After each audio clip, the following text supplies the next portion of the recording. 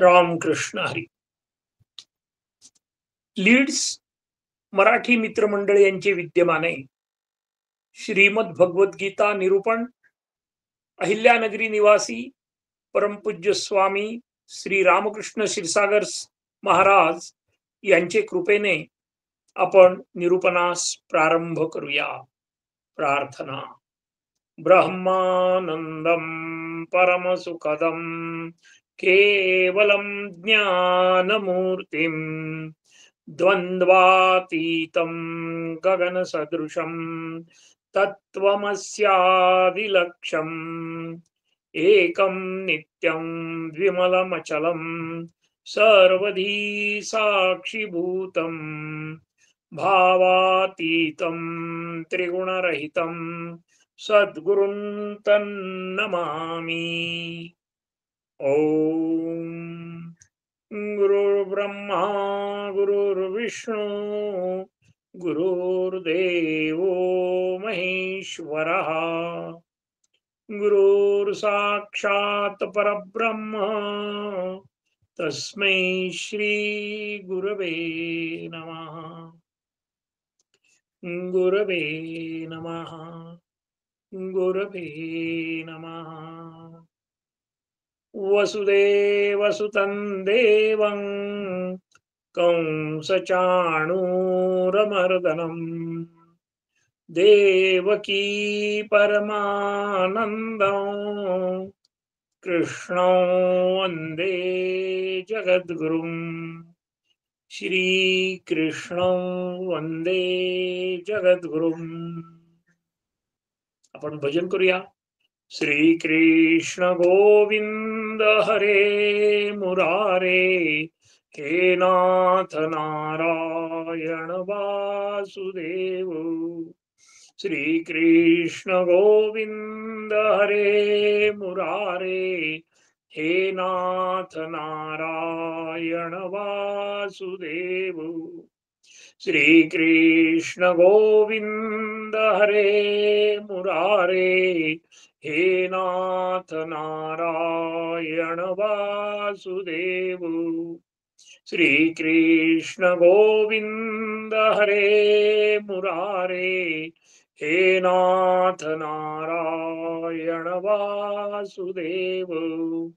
श्री कृष्ण गोविंद हरे मुरारे हे नाथ नारायण वासुदेव. बोलो श्री कृष्ण भगवान की जय. आपण सर्व जाणकार श्रोत्यांना, गीता प्रेमी साधकांना मी मनापासून वंदन करतो. आपल्या सर्वांच्या प्रोत्साहनामुळे गीतेतील काही श्लोकांचा मला भावलेला अर्थ मी केलेल्या अत्यल्प अभ्यासाचे विवेचन करण्याचा आनंद आपण सर्वजण प्राप्त करूया आणि या ज्ञान सागराचा अमृत रस आपण घेऊया. श्रीमद भगवद्गीता अध्याय पहिला. आज आपण बघणार आहोत 37, 38 आणि 39 श्लोक. श्लोक सुरुवातीला तस्मान्नार्हा वयं हन्तुं धार्तराष्ट्रान् स्वबान्धवान् स्वजनं हि कथं हत्वा सुखिनः श्याम माधव. तस्मान्नार्हा वयं हन्तुं धार्तराष्ट्रान् स्वबान्धवान् स्वजनं हि कथं हन्त्वा सुखिनः श्याम माधव. आततायी व पापी असले तरी दुर्योधनादी स्वजनांना मारण्यामध्ये मला पाप लागणार व सुख समाधान मिळणार नाही असं या श्लोकांमध्ये अर्जुन सांगत आहे. याचा सरळ अर्थ असा आहे, म्हणूनच हे माधवा, आपल्या बांधवांना म्हणजेच धृतराष्ट्र पुत्रांना आम्ही मारणे योग्य नाही, कारण आमच्याच कुटुंबियांना मारून आम्ही कसे सुखी होणार? मागील आठवड्यात आपण काय अभ्यास केला हे बघणं आपलं कर्तव्य आहे. ते बघूया. अर्जुनाने आपल्यासारख्या नातेवाईकांचा नावासह उल्लेख बघितला. सगळ्या नातेवाईकांचा उल्लेख बघितला आपण. महाभारतातील प्रत्येक पात्राचा गुणदोषाचाही आपण उहापोह म्हणजे आढावा घेतलेला आहे. आणि प्रत्येकाकडून ह्या जगामध्ये असा कोणीही माणूस नाही की त्याच्याकडून आपण काही शिकू शकत नाही. त्याप्रमाणे आपण ह्या महाभारतातील पात्रांकडून काय शिकावे, काय करावे, काय करू नये, कोणत्याही गोष्टीचा अतिरेक कसा करू नये, हेही आपण बघितलं. मी माझ्या आयुष्यात हा प्रश्न आपण स्वतःला विचारला पाहिजे. कुठला प्रश्न आहे? की मी माझ्या आयुष्यात कधी-कधी कोणाकोणासारखा वागतो? भगवान श्रीकृष्णासारखा, की अर्जुनासारखा, की दुर्योधनासारखा, की युधिष्ठिरासारखा? याचा विचार घडोघडी करून विवेकाने वागण्याचा प्रयत्न करणं हेच तरच आपलं जीवन समाधानी होऊ शकेल. कोणत्याही एका घटनेमुळे माणूस स्वतंत्रपणे कसा विचार करतो, त्या माणसाचा विचार करण्याची जी पद्धत आहे त्याला अनेक कारणं असतात. घटना जरी एक असली तरी प्रत्येक माणूस हा वेगवेगळ्या पद्धतीने विचार करतो, हेही आपण बघितलं. आणि त्यासाठी असंख्य घटक असतात. आपण पुन्हा एकदा आपण रस्त्यावर गाडी चालवताना माणूस आडवा आला की निरनिराळ्या व्यक्तीकडून येणाऱ्या निरनिराळ्या प्रतिक्रिया याचेही निरीक्षण आपण बघितलेलं आहे.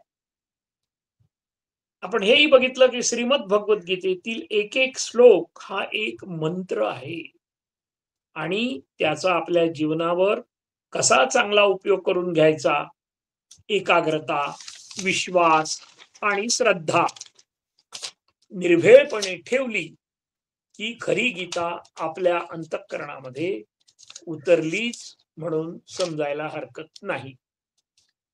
अंतःकरणाचे 4 विभाग मन, बुद्धी, चित्त आणि अहंकार. याच्या शुद्धीसाठीचेही उपाय आपण बघितले.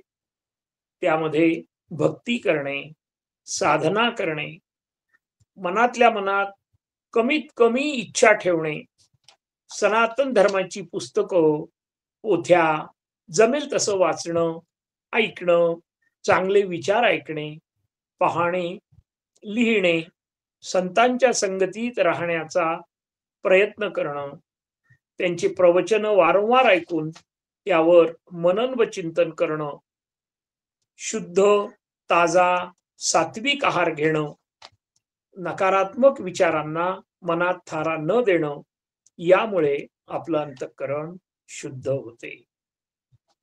सनातन संस्कृतीचे बाह्यरंग व अंतरंग याचीही आपण थोडक्यात माहिती बघितली.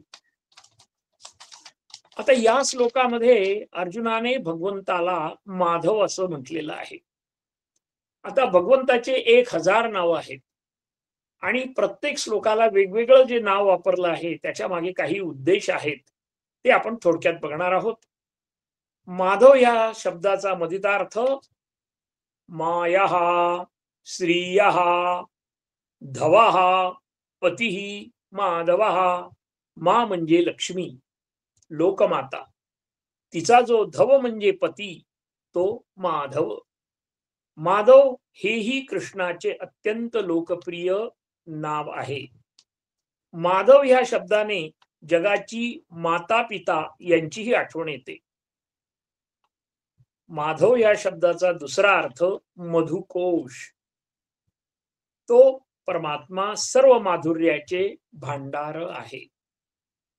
श्रीकृष्ण भगवंताचे नाव, रूप, वर्ण, कर्म सर्व काही मधुर आहेत. ते सर्वसामान्यांच्या हितासाठीच केलेलं आहे. मधुराधिपते रखिलम मधुरम असेही म्हटलेले आहे. महर्षी व्यास म्हणतात, मौनात ध्यानात च योगात च विद्धी भारत माधवम. म्हणजे मौन, ध्यान आणि योग याद्वारे जाणला जातो तो माधव. भगवंत मौनही ठेवतात, ध्यानही करतात आणि योगही करतात. विष्णू सहस्रनामामध्ये माधव हे नाव 72व्या क्रमांकावर येते.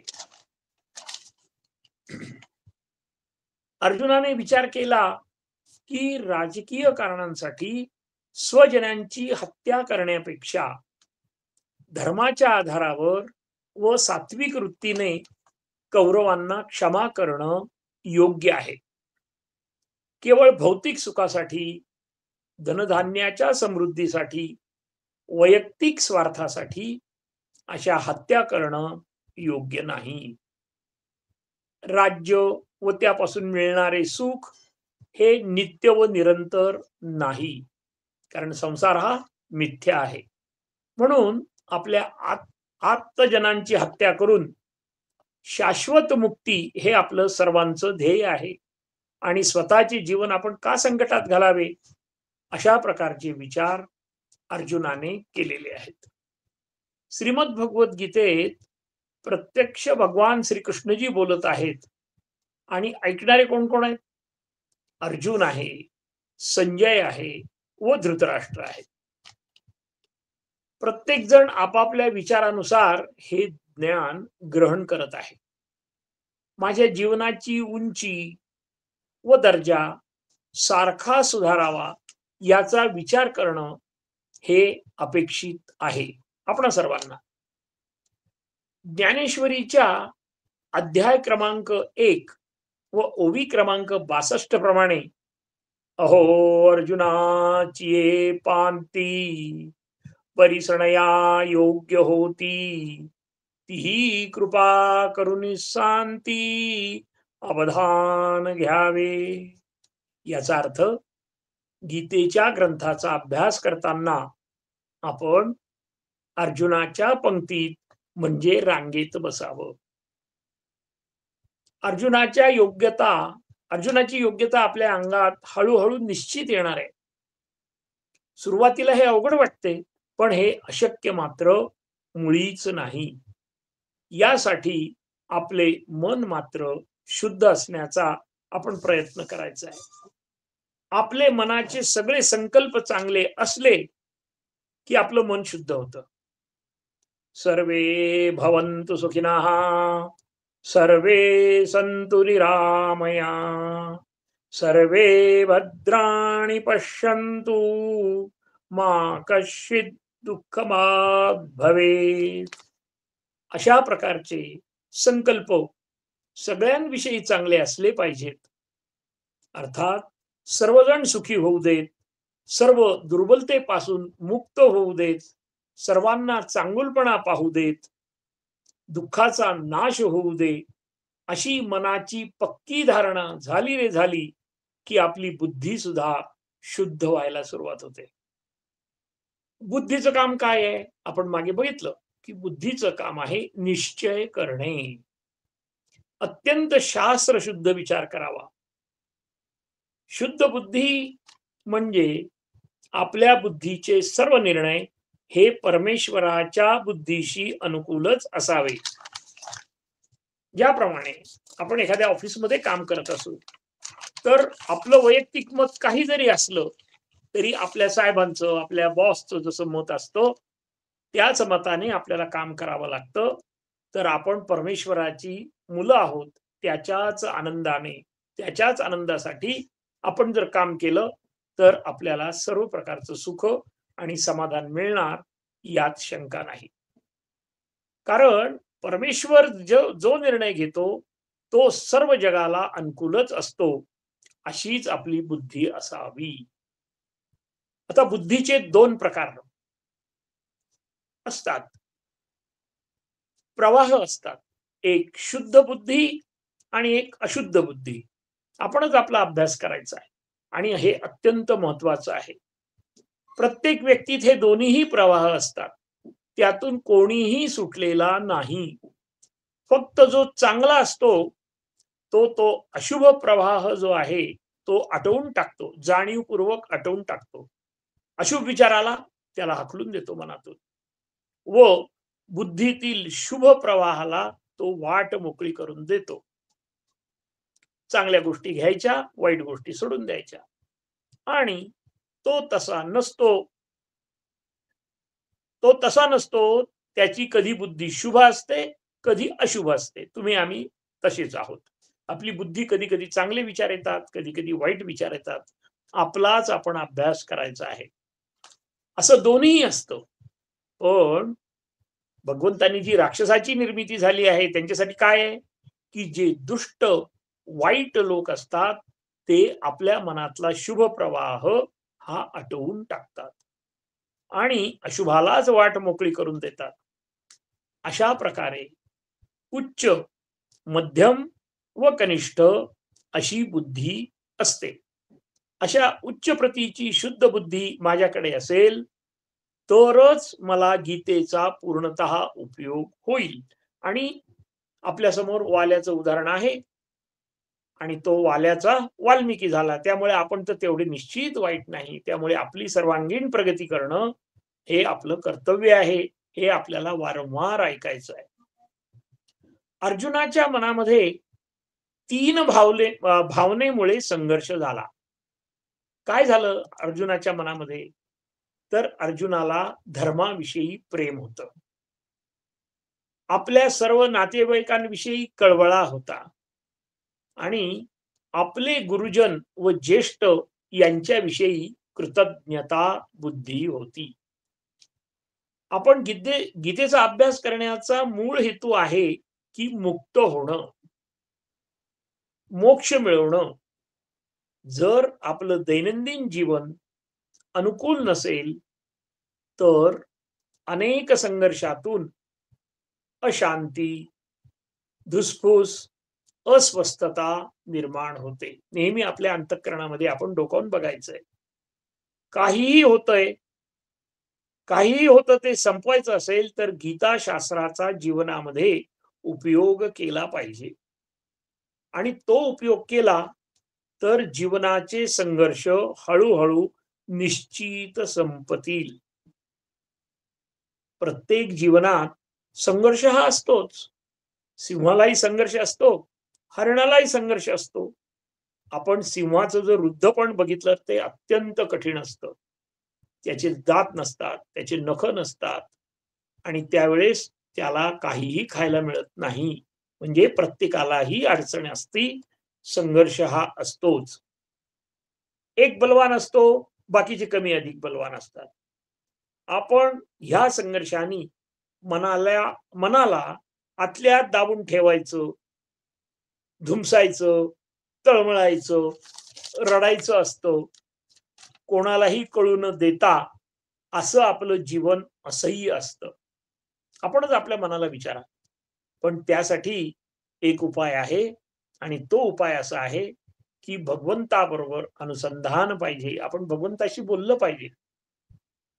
त्यानंतर आपला एखादा मित्र किंवा मैत्रीण अशी पाहिजे की तिच्याजवळ आपल्या मनातलं आपण सगळं जर बोललं तर आपल्या शरीरावर कुठल्याही प्रकारचे दुष्परिणाम होत नाही.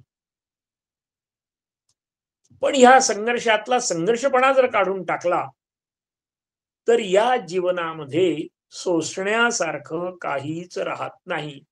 याला संयम असं सुद्धा म्हणतात.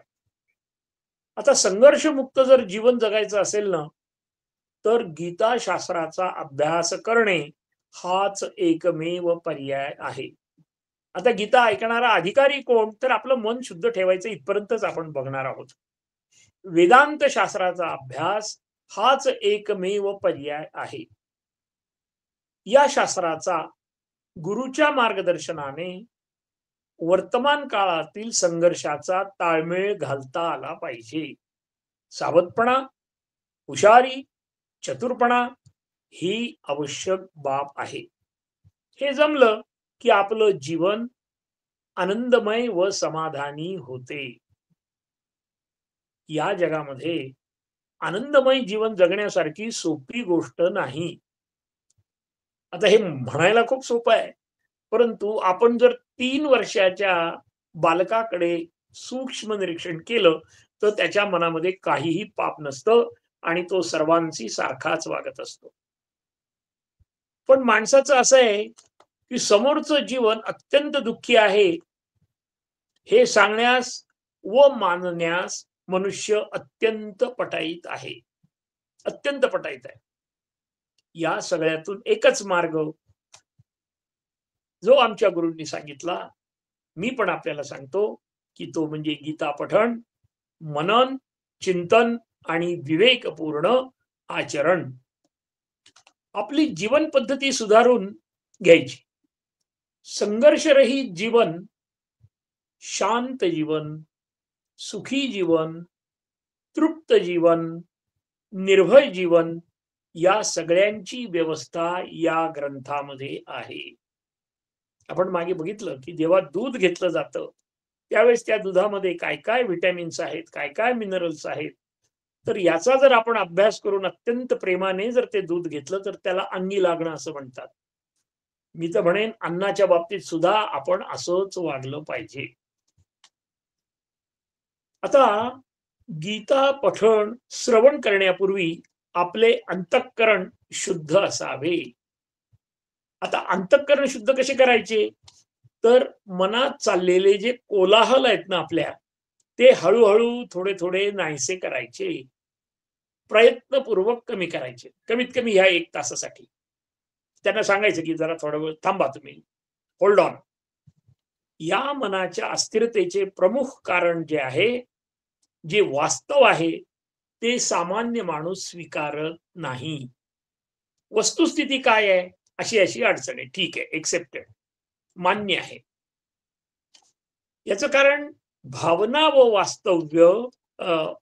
वास्तव याची नेहमी लढाई चालू असते. भावना जिंकली की दुःखाला सुरुवात होते किंवा आनंदाला सुरुवात होते. म्हणजे कसं, मला वाटलं चहा घ्यावा, मिळाला, आनंदाला सुरुवात, नाही मिळाला, दुःखाला सुरुवात. हे क्षणभरच, पण काही वेळच टिकते. एकदा चहा पिऊन झाला की मी सगळं विसरून जातो. पण वास्तव मात्र व्यावहारिक असते. वास्तव्याचा स्वीकार केल्यावर मनाचा ताण कमी होतो. आपल्याला एकच काम करायचंय की मनाचा ताण कमी करायचा आणि भगवंताबरोबर अनुसंधान ठेवायचं. मनही एकाग्र होतं, यशही मिळतं, आपल्या क्षमतेची पूर्ण कल्पना आपणास असावी आणि त्यामध्ये फक्त 5 ते 10% क्षमता आपल्याला वाढवता येते आणि तो आपण जाणीवपूर्वक प्रयत्न केला, गुरूंचा आशीर्वादाने आपली क्षमता सुद्धा चांगल्यापैकी वाढू शकते. त्यामुळे कायमस्वरूपी समाधान मिळते. अंतःकरणातील संघर्षाला मत्सर असं म्हणतात बरं का. माझ्या मनामध्ये जर काही संघर्ष निर्माण झाला तर आपण त्याचा अभ्यास करायचा आहे. आता माझ्या मनामध्ये काय आहे, त्याचं प्रसिद्ध उदाहरण म्हणजे त्रिगुणात्मक त्रैमूर्ती दत्त हा जाणा. भगवान दत्तात्रेयांच्या वडिलांचे नाव अत्री. या शब्दाचा गर्भित अर्थ असा आहे की सत्व, रज, तम या तीनही गुणांच्या पलीकडे जो शुद्ध सत्व गुण आहे ते म्हणजे अत्री आणि आईचे नाव होते अनुसया. अनुसया म्हणजे कोणाचीही असूया न करणारी माऊली आणि त्यांचे पुत्र जे आहेत ते दत्तात्रय. अत्यंत सात्विक भगवंत म्हणजे दत्तात्रय. आपण सर्वसामान्य माणसे असूया, मत्सर यांनी आपण लिप्त आहोत. आपण असूया सहित आहोत. याही मत्सराचे 3 स्तर आहेत बरं का. आपण आता बघूया ते. मला एखादा माणूस पटकन म्हणतो, मला तुझा हेवा वाटतो, असं जर कोणी म्हटलं तर त्याला सात्विक असूया असं म्हणतात. त्याचा पुढचा जो आहे तो मत्सर, त्याचा पुढचा द्वेष, त्याचा पुढचा तिरस्कार आणि त्याच्याही पुढे घृणा. याला आतला संघर्ष म्हणतात. हा संघर्ष कशामुळे तयार होतो, तर फक्त विचाराने तयार होतो, बाकी काही कारण नाही. म्हणून विचार बदला, जीवन बदलेल. म्हणून आपले विचारच आपलं भवितव्य घडवतात. म्हणून वामनराव पै म्हणतात की तूच आहे तुझ्या जीवनाचा शिल्पकार. तुकोबाराय म्हणतात, कोणाही जीवाचा न घडावा मत्सर, वर्म सर्वेश्वर पूजनाचे. 2 तास पूजा केली पण मनामध्ये जर मत्सराचा विचार असला तर वर्म चुकतं.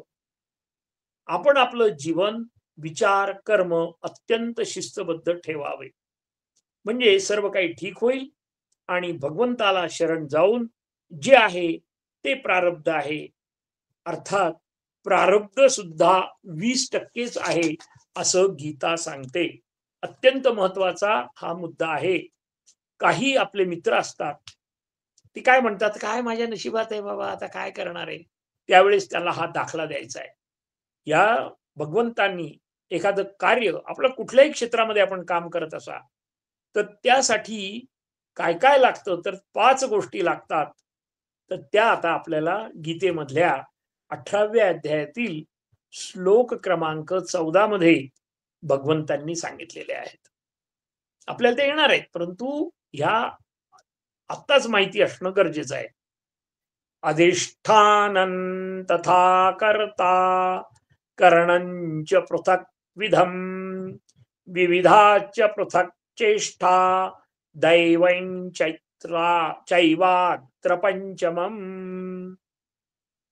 कुठलंही कर्म पूर्ण होण्यासाठी अधिष्ठान लागतं, कर्ता लागतो, निरनिराळ्या प्रकारची उपकरणे लागतात, अनेक प्रकारच्या वेगवेगळ्या क्रिया आपल्याला कराव्या लागतात, आणि 5वं कारण असतं ते दैव.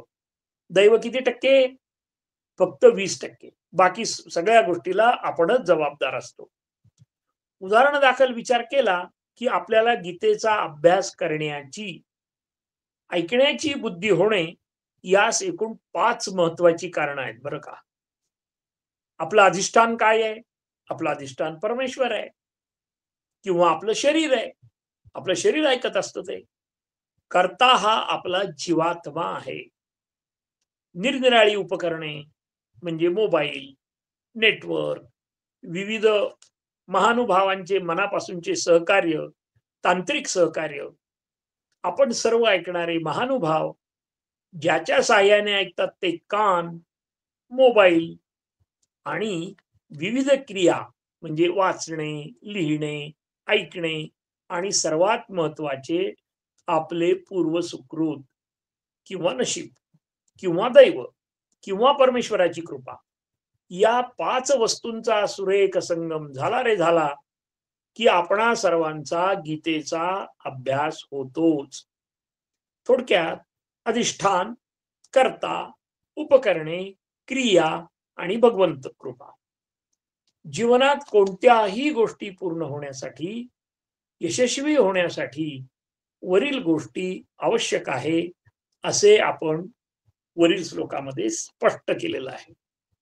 आता आपण पुढचा श्लोक बघूया. यद्यपेते न पश्यन्ति लोभोपहत चेतसः कुलक्षयकृतं दोषं मित्रद्रोहे च पातकम्.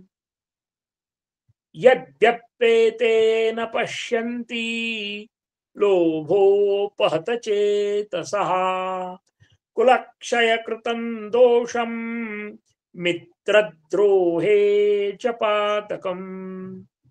जरी लोभामुळे बुद्धी भ्रष्ट झालेल्या या कौरवांना कुळाचा नाश झाल्यामुळे उत्पन्न होणारा दोष आणि मित्रांची वैर करण्याचे पातक दिसत नाही. कौरवांनाही दिसतच नव्हतं, धृतराष्ट्रालाही दिसत नव्हतं. कुलक्षयाविषयी अर्जुनाचे चिंतन आपण आता बघणार आहोत. कुलक्षय म्हणजे काय, पुढे पण येणार आहे ते, आपण थोडक्यात बघणार आहोत. भीष्माचार्यासारखे धर्माचे आचरण करणारे या युद्धात उतरलेले आहेत. श्रुती, स्मृती, शिष्टाचार ही धर्माची प्रमुख धारणा आहे. शिष्टांचे म्हणजे थोरांचे, ज्येष्ठांचे आचरणही आपल्याला प्रिय व अनुकरणीय असलेच पाहिजे. म्हणजे घरातील वयस्कर प्रमुख लोकांची ही जबाबदारी आहे. पण महाभारतात ज्येष्ठच पुरुष हा अर्थाचा दास असतो आणि जेव्हा म्हणतात तेव्हा त्यात त्यांचा वैयक्तिक स्वार्थ आला. त्यामुळे तो स्वीकारू नये, कारण त्यामुळे कुळाचा नाश होणार आहे निश्चित, हे अर्जुनाला मान्य होते. आता आहुतो न निवर्ते द्युतादपि रणादपि असे शास्त्र वचन आहे. त्याचा अर्थ असा की द्यूत आणि युद्धाला जर कोणी आव्हान दिले तर क्षत्रियांनी ते स्वीकारावे. पुन्हा आलं तिथेच विवेक आणि मर्यादा. मर्यादेतच युधिष्ठिरांनी जर द्यूताचे आव्हान स्वीकारले असते तर हा महाभारतच घडलं नसतं. पण अगदी द्रौपदीलाही डावाला लावण्याची त्यांची चूक झाली, हे आपण सर्वांना माहिती आहे. विजितम क्षत्रियस्य म्हणजे शत्रूला मारून विजयी व्हावे, हाही क्षत्रियांचा धर्म आहे. वास्तविक पाहता क्षत्रियस्य युद्ध धर्मो युद्धार्जितश्च धर्म धनम, अर्थात क्षत्रियाचा धर्म हा युद्ध आहे आणि त्यापासून मिळालेले धन धर्मी आहे, म्हणजे धर्माप्रमाणे आहे. आणि ह्या दोन्ही गोष्टी मात्र समाजाच्या कल्याणासाठीच करावयाच्या आहेत. हे सर्व धर्मसम्मत आहे. तरीही केवळ मोहामुळे ग्रस्त झालेल्या अर्जुनाला हे मान्य नाही. कुलक्षयाचे दोष माणूस समर्थन करायला लागला की वेगवेगळं करतो. आपण आपल्या जीवनामध्ये नेहमी बघतो. कुलक्षयाचे दोष, अधर्माने वागणे, मित्रद्रोहाचे पातक दुर्योधनाला अहंकारामुळे कळालेच नाही. विनाशकाले विपरीत बुद्धी या उक्तीप्रमाणे दुर्योधनाला बुद्धी झाली आणि त्याने पांडवांना 5 गावं सुद्धा देण्यासाठी नकार दिलेला आहे. शास्त्रामध्ये धर्माच्या अनेक व्याख्या आहेत, अनेक नियम आहेत. त्याच्यातला एक नियम आपण बघणार आहोत फक्त. फलतोपि च यत्कर्म नानर्थे नानुबध्यते केवलं प्रीत हेतुत्वात् तद्धर्म इति कथते. जे कर्म केवळ मनाच्या प्रसन्नतेसाठीच केले जाते त्याचे फळ कधीही बंधनकारक नसते. पुन्हा एकदा सांगतो, आपण हे जे सगळं करतो आहोत ते आपल्या मनाच्या प्रसन्नतेसाठी करतो आहोत. त्यामुळे त्याचं मिळणारं चांगलं किंवा वाईट फळ हे आपल्याला बंधनकारक नाही. आणि त्या कर्मामुळे कोणताही अनर्थ होत नाही. याचा अर्थ जो अनिष्टजनक, आपत्तीजनक व दुःखदायक नसतो तोच धर्म आहे. म्हणजे अशा पद्धतीचं आपण पठण केलं तर अनर्थ होणार नाही, आपत्ती येणार नाही आणि दुःखदायक असण्याचा तर प्रश्नच नाही. त्यामुळे या ठिकाणी युद्ध हे शास्त्रसंमत जरी असले तरी गोत्र हत्या, कुलहत्या दोन्हीही पापालाच कारणीभूत होतील. कुळाचा नाश करून मिळणारा विजय व राज्याचे सुख उपभोगणे हे अयोग्य आहे असे अर्जुनाला त्यामुळेच वाटत होते. सुकृतदर्शनी हे खरं वाटतं बरं का. तरी धर्माप्रमाणे वागणे हेच शास्त्रसंमत आहे. नीती नियमाने न वागणारा अधर्मी, मग तो कोणीही असो, त्याचा निपात आवश्यक करावा, हे भगवान श्रीकृष्णाने आपल्याला स्पष्टपणे सांगितलेले आहे. आपण प्रत्येकाच्या जीवनाच्या चढ उताराचा सामना कसा केला पाहिजे याचे समूळ व सविस्तर मार्गदर्शन श्रीमद भगवद्गीता आपणास नेहमीच करते. त्यासाठी पात्रता पाहिजे, त्यासाठी अधिकारी व्यक्ती पाहिजे. ती सोपं आहे. काय आहे त्याच्यात? श्रद्धा, भक्ती आणि विश्वास मात्र असायला हवा. त्यासाठी काय केलं पाहिजे? तर प्रथमतः आपल्या विहित कर्माचा नीट विचारपूर्वक अभ्यास करून आपल्या कर्मावर लक्ष केंद्रित करावं. पण त्या कर्मापासून मिळालेल्या किंवा मिळणाऱ्या फळाची अजिबात अपेक्षा, इच्छा, लालसा ठेवू नये. हे आपण खूप वेळेस ऐकतो आणि हेच जीवनाचं सार आहे. परंतु हे एकदम लक्षात येत नाही. त्यासाठी पूर्ण गीता ऐकावी लागते आणि मग आपलं मन निश्चितपणे असं होतं. त्यासाठी गीतेमध्ये म्हटलंय, कारण आपल्याला सगळ्यांना माहिती आहे हा श्लोक, कर्मण्येवाधिकारस्थे मा फलेषु कदाचन मा कर्मफल हेतुर्भुर मा ते संगोस्त्वकर्मणी. भगवंत म्हणतात, तुला फक्त कर्म करण्याचा अधिकार आहे, त्याच्या फळाविषयी काहीही अधिकार नाही. म्हणून तू कर्माच्या फळाची इच्छा करणारा होऊ नकोस. तसेच कर्म न करण्याचाही दुराग्रह करू नकोस. म्हणजे मी कर्मच नाही करणार, मग मला जर फळ नको तर नकोच, असं नको करू. तू तुझं कर्म नियमित करत जा आणि असं जर कर्म केलं तर तुला काय द्यायचं हे माझ्याकडे आहे. ते परमेश्वराने आपल्याकडे ठेवलंय, कारण त्यांनी 2-3 गोष्टी आपल्याकडे ठेवल्यात. एक जन्म, एक मृत्यू आणि आपलं भाग्य. भगवंताने भौतिक सुखापासून असलेल्या इच्छा, आकांक्षा यापासून दूर राहण्याचा सल्ला आपल्याला दिलेला आहे. जीवन हे क्षणभंगूर आहे, हे कधीही न विसरता वर्तमान काळात सत्कर्म करून मानसिक समाधानाला महत्व दिलेच पाहिजे. मला कशाने बरं वाटतं त्याची यादी करायची. संसार हा समुद्राच्या लाटाप्रमाणे क्षणिक आहे हो. हे नीट समजावून घेतलं की मग आपण स्थिर व स्थायी शांती मिळवण्याचा प्रयत्न करू लागतो. आसक्तीपासून मुक्ती हा सुखी व समाधानी जीवन जगण्याचा शाही मार्ग आहे. गीता आपल्याला शिकवते की सत्य, धर्म, सत्कर्म हे नेहमीच करत राहावे. परिस्थिती कशीही असो, अडचणी कितीही हो, पण आपण अजिबात विचलित न होता आत्मविश्वासाने सत्कर्म करीतच जावे आणि आत्मिक शांती मिळावी, हा आपला प्रमुख उद्देश असावा. आपला प्रमुख उद्देश काय? आत्मशांती. दुसऱ्या अध्यायामध्ये येणार आहे ते. त्यासाठी राग, चिंता, लालसा इत्यादी अनेक व्यर्थ भावभावनापासून हळूहळू निश्चित दूर व्हावे. आत्मनियंत्रण व मानसिक शांती आपल्याला भावनात्मक स्थैर्य मिळवून देते. पुन्हा एकदा, आत्मनियंत्रण आणि मानसिक शांती.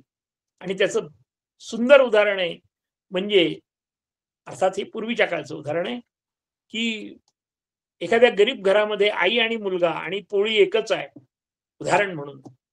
तर त्या आईला त्या मुलांनी सगळी पोळी खाल्ली तरी आनंद वाटतो आणि ती तिच्या भावनावरही नियंत्रण ठेवते. ती म्हणते, नको बाळा, मला नको, मला भूकच नाहीये. अर्थात ही जुनी गोष्ट आहे. असे आपल्या सुद्धा वर्तमान काळामध्ये असे प्रसंग भरपूर येतात आणि त्यावेळेस जे अत्यंत पवित्र जे नातं असतं ते आई आणि मुलाचं असतं. आपल्या जीवनातील जबाबदाऱ्या समर्थपणे पार पाडण्यासाठी मन, बुद्धी, अहंकार, चित्ताला जाणीवपूर्वक नियंत्रण करता येऊ शकते. त्यासाठी 6व्या अध्यायामध्ये अत्यंत अचूक पद्धतीने प्राणायाम कसा करावा याबाबत ही सविस्तर माहिती आहे. आम्ही सध्या 6व्या अध्यायाचा अभ्यास करतोय. आपण सगळे भाग्यवान आहोत, कारण श्रीमद भगवद्गीतेवर ज्ञानेश्वरांनी अत्यंत सविस्तर आणि सूक्ष्मपणे मार्गदर्शन केले आहे. अहो, श्रीमद भगवद्गीतेच्या एकूण 700 श्लोकावर ज्ञानेश्वर महाराजांनी ज्ञानेश्वरी ही 9036 ओव्या ओव्या लिहिल्या आहेत त्याबद्दलच्या. आणि हा ज्ञानाचा खजिना आपणास उघडून दिलेला आहे. ज्ञानेश्वरीचाही अभ्यास आपल्याला करणं गरजेचं आहे. पण ते जास्त होईल म्हणून सुरुवातीला, आणि जर आपल्याकडे ज्ञानेश्वरी असेल तर आपण जरूर त्याचा अभ्यास थोडा थोडा करावा. सुरुवातीला नाही समजणार, परंतु अवश्य आपण अभ्यास केला पाहिजे. आम्हाला गेले कित्येक दिवसापासून नव्हे तर बालपणी केलेल्या काही चुकांमुळे आपल्या शरीरामध्ये जर काही अशुद्ध द्रव्य साठलेली असतील तर ती नष्ट करण्यासाठी ज्ञानेश्वरींनी उपाय सांगितलेला आहे. तो आता आपण या ठिकाणी उद्धृत करणार नाही, परंतु एक आपल्या माहितीसाठी सांगतो की त्यामुळे आपलं शरीर अत्यंत शुद्ध होऊ शकतं. बरं, आपण आता पुढचा श्लोक घेऊया. कथन्न ज्ञेयमस्माभिः पापास्मासिन् निवर्ततुम् कुलक्षयकृतं दोषं प्रपश्चद्भिर्जनार्दन. आजचा शेवटचा श्लोक. कथन्न ज्ञेयमस्माभिः पापास्मान् निवर्ततुम् कुलक्षयकृतं दोषं प्रपश्चद्भिर्जनार्दन. हे जनार्दना, कुळाच्या नाशाने उत्पन्न होणारा दोष स्पष्ट दिसत असतानाही आम्ही त्या पापापासून परावृत्त होण्याचा विचार का बरे करू नये? आम्ही तो विचार अवश्य केला पाहिजे की पुढे खड्डा आहे, मग आपण बाजूने गेलं पाहिजे. अशाच पद्धतीने अर्जुनाने ह्या ठिकाणी भगवंताला म्हटलेलं आहे. अर्जुन भगवंतांना म्हणतात की कुलनाशाने धर्माची व समाज रचनेची प्रचंड हानी होते. आपल्या बघा, तुम्ही विचार करा, आपल्या घरातील वडीलधाऱ्या माणसांना कुटुंबामध्ये अत्यंत महत्वाचे स्थान आहे. ते आपण कधीही विसरू नये. त्यांनी आपल्या घरातील माणसांसाठी आपले सर्व आयुष्य निरपेक्षपणे घालवलेले असते.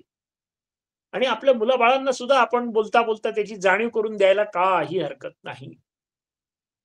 प्रसंगी स्वतःच्या सर्व सुखाला त्यांनी तिलांजली दिलेली असते. त्यांनी कसली कसली तिलांजली दिलेली असते? वेळ, पैसा, श्रम, भावना, इच्छा, आकांक्षा, ह्या आपल्या कुटुंबासाठी आयुष्यभर दिलेल्या असतात आई वडिलांनी सगळ्यांच्या. आपल्या घराण्याची कुलपरंपरा, आता तिकडे लक्ष देऊ आपण. आपल्या घराण्याची कुलपरंपरा, व्रते, सण, पद्धती याचे संगोपन त्यांनी मन लावून केलेले असते. आणि त्या परंपरा आपल्या पुढच्या पिढीने काटेकोर पाळण्यासाठी ते आटोकाट प्रयत्न करत असतात. आणि त्यांची तळमळ तळमळ होते की अरे, तुम्ही ह्या धर्माप्रमाणे वागा बरं, तुम्हाला कधीही काहीही अडचण येणार नाही. म्हणूनच म्हटलंय, धर्मो रक्षती रक्षतः. त्यामुळे आश्चर्य असं आहे की सुमारे 10,000 वर्षापासून आपली कुटुंब व्यवस्था व्यवस्थित टिकून आहे. ऋग्वेदामध्ये कुटुंब हा शब्द पहिल्यांदा आला आणि ऋग्वेद हा 10,000 वर्षापूर्वीचा आहे. संपूर्ण पृथ्वी तलावर सनातन धर्मा इतकी सहिष्णुता, साहित्य, ग्रंथसंपदा, आचार, विचार, राज्यकारभार, न्यायव्यवस्था इत्यादी अनेक शास्त्र केवळ ज्येष्ठांना योग्य स्थान दिल्याने टिकून आहे. कुळाच्या नाशाने काय होतं? तर शाश्वत परंपरा नष्ट होते. त्यामुळे उर्वरित कुटुंब अधर्म करण्यात आपोआप गुंतले जाते. त्याने काय होतं? संक्रांतीला तिळगुळ वाटल्याने काय होतं? परंतु आपल्या पूर्वजांनी त्याचा अत्यंत सूक्ष्म असा अभ्यास केला आहे. आणि त्यावेळेस तीळ आणि गुळ हे दोन्ही पदार्थ जे आहेत ते आपल्या शरीरामध्ये स्निग्धता निर्माण करतात आणि आपलं आरोग्य चांगलं राहतं. म्हणून हे उदाहरण ते. आणि त्यामुळे धार्मिक परंपरेविषयी अनेक तत्वे वर्णाश्रम संस्थेच्या माध्यमातून सांगण्यात आलेली आहे. आपण बघितलंय ते जन्मापासून ते मृत्यूपर्यंत होणाऱ्या सर्व 16 संस्काराचे दायित्व, जबाबदारी ही घरातील वरिष्ठ माणसेच घेत असतात. पण अशा ज्येष्ठ व्यक्तीच्या अचानक जाण्याने कुटुंबातील वंश परंपरागत संस्कार नष्ट होतात. त्यामुळे कुटुंबातील तरुण सदस्य अधार्मिक गोष्टी करण्यात प्रवृत्त होऊ शकतात, जर घरामध्ये मोठा माणूस नसेल तर, आणि आपल्या आध्यात्मिक मुक्तीची संधीही गमावू शकतात. म्हणून अर्जुन म्हणतो, कोणत्याही कारणासाठी कुटुंबातील ज्येष्ठ व्यक्तींची हत्या होऊ देऊ नये. आपण चांगलं इथे घ्यायचंय. आता सर्वसामान्य जनांनाही काय योग्य काय अयोग्य हे समजू शकते, पण ते दुर्योधनाला नाही समजलं बरं. त्यासाठी संत ज्ञानेश्वरांनी अनेक उदाहरणं दिलेली आहेत. म्हणजे ज्याला आपण कॉमन सेन्स म्हणू, विवेक बुद्धी म्हणू, सद्गुण म्हणू. त्यांनी काय उदाहरणं दिलेत माऊलींनी? वनात चालत असताना अचानक समोर जर सिंह आला तर त्याला त्वरित चुकवून जाणे योग्य नव्हे काय?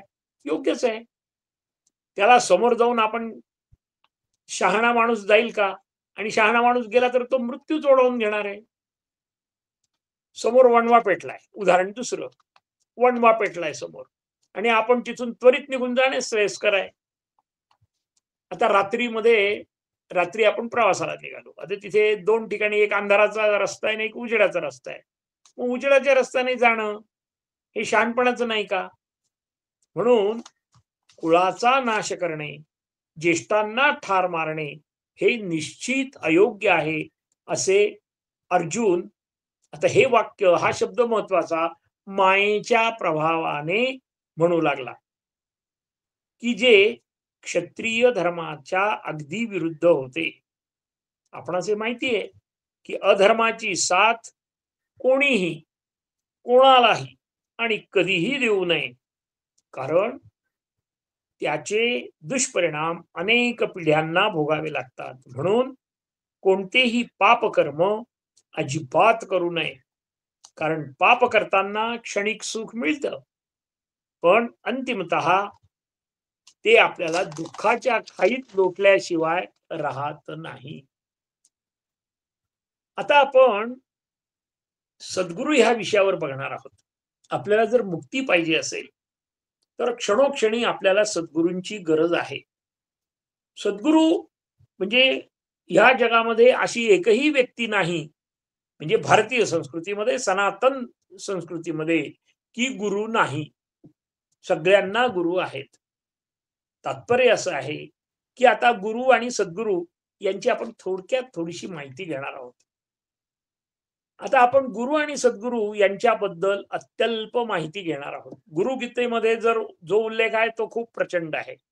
तो आपण आता बघणार नाहीये. तो आपण बघणार आहोत, परंतु सध्या नाही. आपल्या समाजामध्ये आपण शांतपणे विचार करायचा आहे की जिराफाचं पिल्लू जन्मल्याबरोबर आपल्या पायावर उभं राहतं, परंतु मनुष्य हा स्वतंत्र होण्यासाठी, स्वावलंबी होण्यासाठी 20 ते 22 वर्ष लागतात.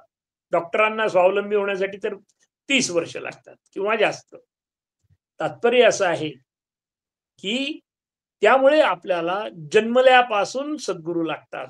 अर्थात काही आपल्या जन्मापासूनच गुण आणि काही गोष्टी परमेश्वराने आपल्याला देणगी दिलेली आहे. उदाहरणार्थ श्वास घेणं, रडणं वगैरे वगैरे.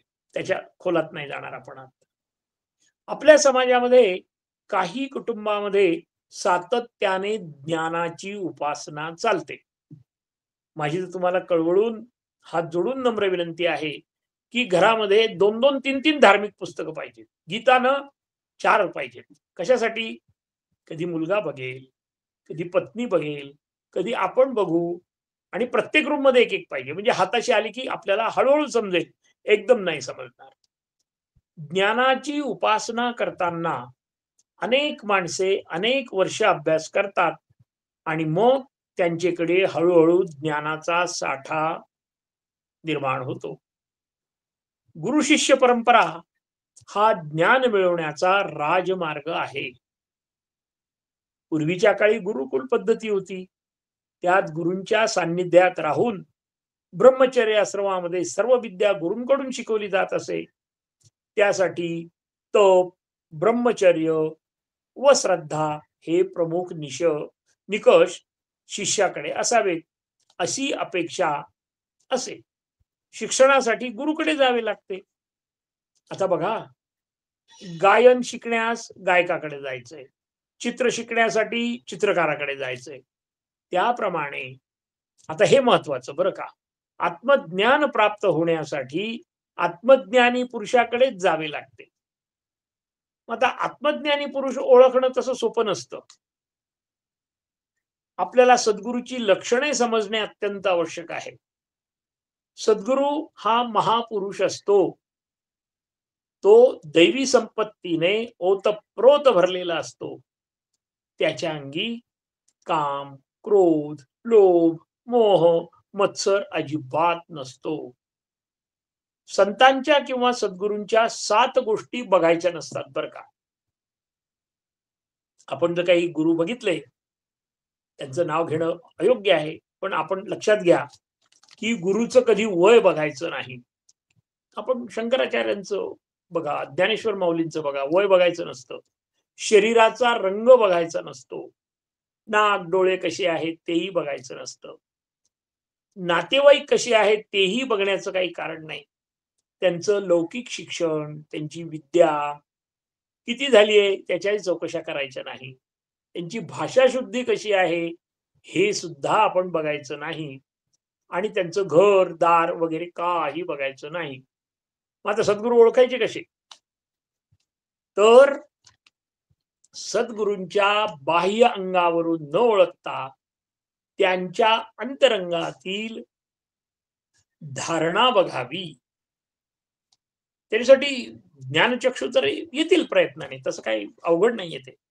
सद्गुरू आपल्या सहवासात आलेल्या राहिलेल्या माणसाची काय करतात? ते नुसतं जवळ जाऊन बसायचं. अहो, परीस काय करतं? परीस काही करत नाही. लोखंडाचा जसा आकार असेल त्या आकाराचं ते सगळं सोनं करून टाकतं. तशाप्रमाणे सद्गुरू आपण कसेही असो, ते आपल्याला निश्चितपणे शुद्ध करतात. मग त्याच्यामध्ये काय कल्पना आहे ती बघा. आपण एकदम विचित्र परिस्थितीमध्ये आपण आहोत, मानसिक टेन्शन मध्ये आहोत आणि एखाद्या सद्गुरूंकडे कीर्तनामध्ये किंवा आपण प्रवचनाला गेलो.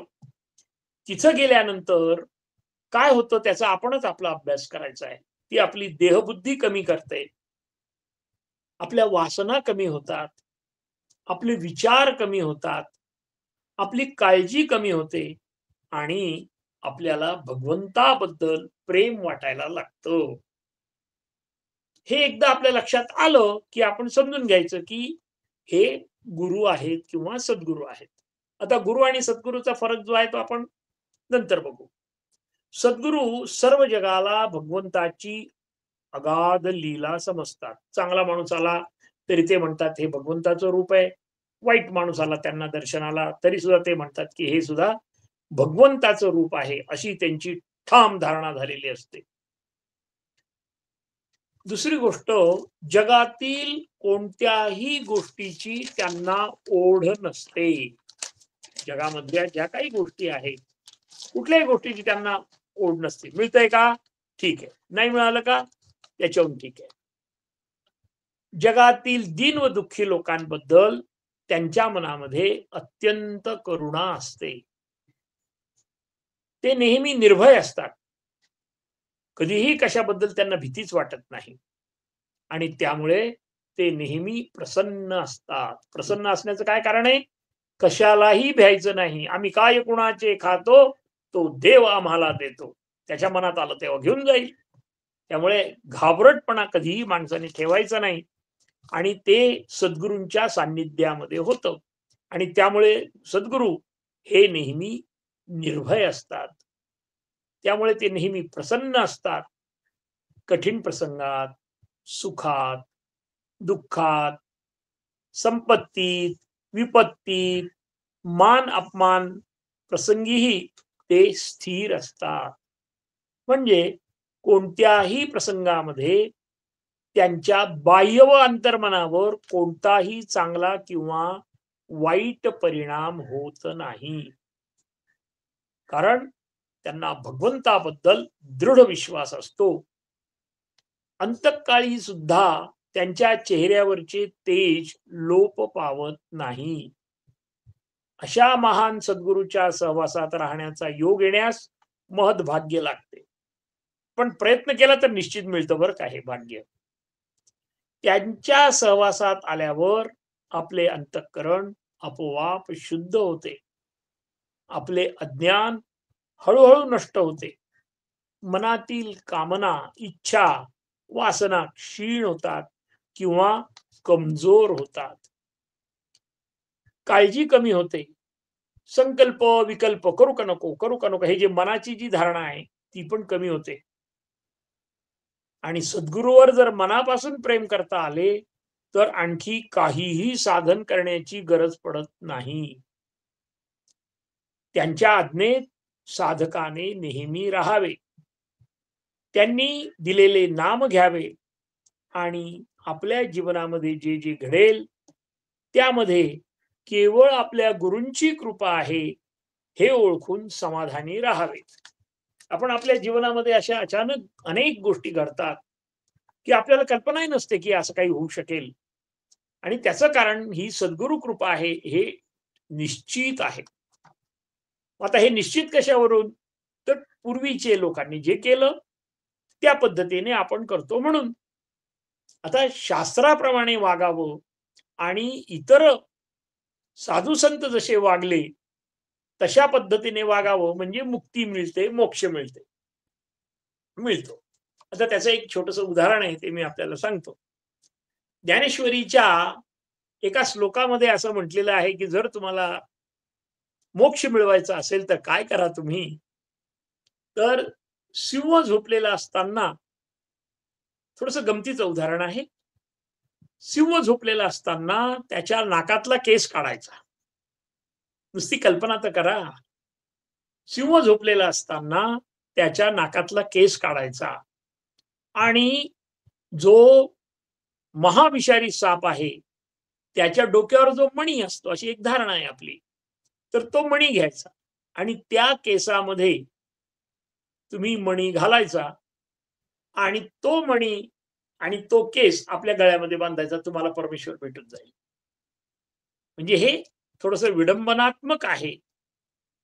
सांगण्याचा उद्देश असा आहे की हे कोणी केलंय का? मग हे कुठल्या संतांनी केलंय का? तुकाराम महाराजांनी, एकनाथ बाबांनी, ज्ञानेश्वरांनी केलेलं नाहीये. त्यामुळे सांगण्याचा उद्देश असा आहे की जे शास्त्रसंमत आहे आणि जे इतरही जनांनी, साधू संतांनी, सज्जनांनी, संतांनी जे केलेलं आहे तेवढंच आपण करायचं. त्याच्यापेक्षा जास्त खोलात जायचं नाही. तरच आपल्याला खऱ्या प्रकारचं सुख मिळेल यात अजिबात शंका नाही. जो ब्रह्मज्ञानाचा उपदेश करतो आणि अज्ञानाचा अंधकार नाहीसा करतो व जीवात्म्याशी परमात्म्याशी ऐक्य घडवून आणतो, तोच खरा सद्गुरू होय. शास्त्र प्रचिती, गुरु प्रचिती आणि आत्मप्रचिती याचा मनोहर संगम ज्या गुरुकडे असतो त्यालाच सद्गुरू असं म्हणतात. हे खूप मोठमोठाले वाक्य आहे, पण याचा अभ्यास केला तर काही फार मोठा अवघड आहे अशातला भाग नाही. काय काय? शास्त्र प्रचिती, गुरु प्रचिती आणि आत्मप्रचिती ह्या तिघांचा संगम झाला रे झाला की ज्यांच्याकडे गेल्यानंतर तो संगम होतो त्याला आपण सद्गुरू असं म्हणतो. देव आणि भक्त यांची गाठ घालून देतो तो सद्गुरू. जीव मायेच्या जाळ्यात अडकतो. प्रपंचातील दुःखाने दुखवले जातात, गांजून जातात तुम्ही आम्ही, अशा दुःखी जीवांना जो मायेच्या जाळातून सोडवतो तो सद्गुरू. सद्गुरू आपल्या शिष्याला केवळ योग्य शब्दाच्या उपदेशानेच ब्रह्मस्वरूप बनवतो बरं का. सद्गुरूच्या शब्दामागे त्यांच्या तपश्चर्येचे मोठे सामर्थ्य असते. त्यांचे शब्द जीवाच्या सूक्ष्म शरीरामध्ये शिरतात. जीवाची अंतरंग रचना बदलण्या इतकी शक्ती गुरुच्या शब्दात असते. म्हणून गुरूंच्या शब्दाला फार किंमत असते. उपनिषदामध्ये जे ब्रह्मज्ञान गुप्तपणे वास करते ते ज्ञान सद्गुरू बाहेर काढतात व त्या शिष्याचा अधिकार, आता हे वाक्यही महत्वाचं, त्या शिष्याचा अधिकार व त्याची धारणा शक्ती बघून सद्गुरू त्याला आत्मज्ञानाची गूढ रहस्ये सोपी करून सांगतात. म्हणून माणसाने आपल्या जीवनामध्ये अवश्य सद्गुरू करावेत. रामकृष्ण हरी. हरि ओम तत्सत. तत्सत कृष्णार्पणमस्तु. इदन्न मम. आपण प्रार्थना घेऊया. योगेशं सच्चिदानंदं वासुदेवं व्रजप्रियं धर्म संस्थापकं वीरं कृष्णं वंदे जगद्गुरुं. श्रीकृष्णं वंदे जगद्गुरुं. ओम शांती शांती शांती. आपण सर्वांना वंदन. रामकृष्ण हरी.